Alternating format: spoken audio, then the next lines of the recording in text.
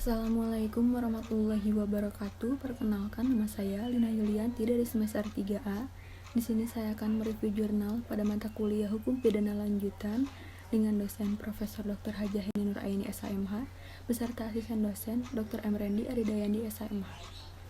Jadi pada pertemuan ke-9 ini saya akan mereview jurnal yang berjudul Perlindungan Hukum Terhadap Pelaku Tindak Pidana Pencurian yang Menjadi Korban Amuk Massa oleh M. Agung Dewantara, mahasiswa Fakultas Hukum Universitas Syiah Kuala, dan Tarmizi, Fakultas Hukum Universitas Syiah Kuala.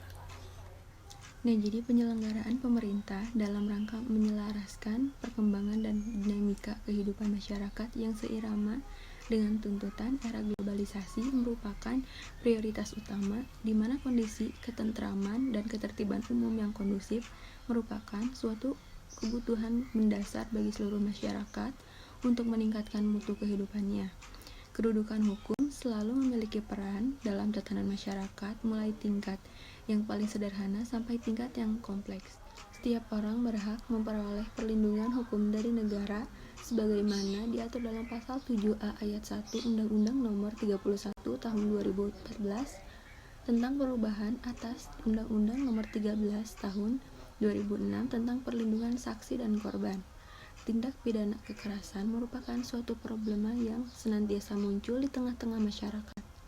Masalah tersebut muncul dan berkembang serta membawa akibat tersendiri yang berkepanjangan. Perlindungan hukum terhadap pelaku tindak pidana pencurian yang menjadi korban amuk massa telah diatur dalam pasal 1 ayat 4 dan 5 Peraturan Pemerintah Republik Indonesia Nomor 44 Tahun 2008 tentang pemberian kompensasi, restitusi, dan bantuan kepada saksi dan korban, menjelaskan bahwa korban berhak untuk mendapatkan ganti kerugian dari pelaku dan negara.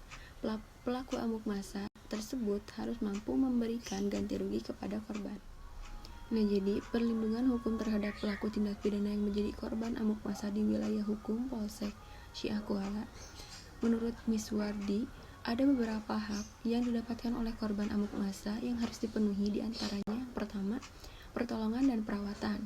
Berdasarkan pasal 7A ayat 1 Undang-Undang Nomor 31 Tahun 2014 tentang perubahan atas Undang-Undang Nomor 13 Tahun 2006 tentang perlindungan saksi dan korban, menunjukkan bahwa korban berhak untuk mendapatkan biaya perawatan medis atau psikologi.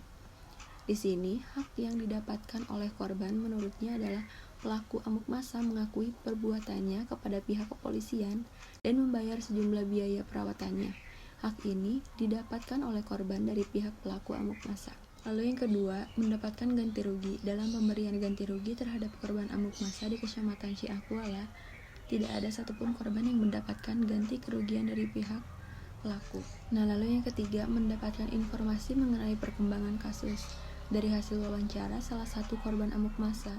Nah, lalu faktor penghambat dalam pemberian perlindungan hukum terhadap pelaku tindak pidana pencurian yang menjadi korban amuk massa, di antaranya yang pertama, tidak ada upaya damai dari pelaku dan korban.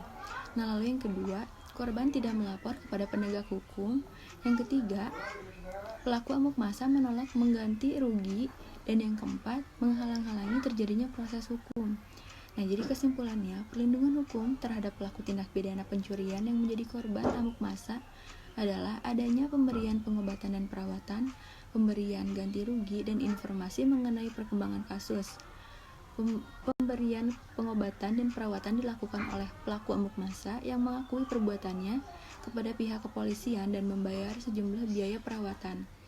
Cukup sekian yang bisa saya sampaikan. Mohon maaf bila ada kesalahan. Wassalamualaikum warahmatullahi wabarakatuh.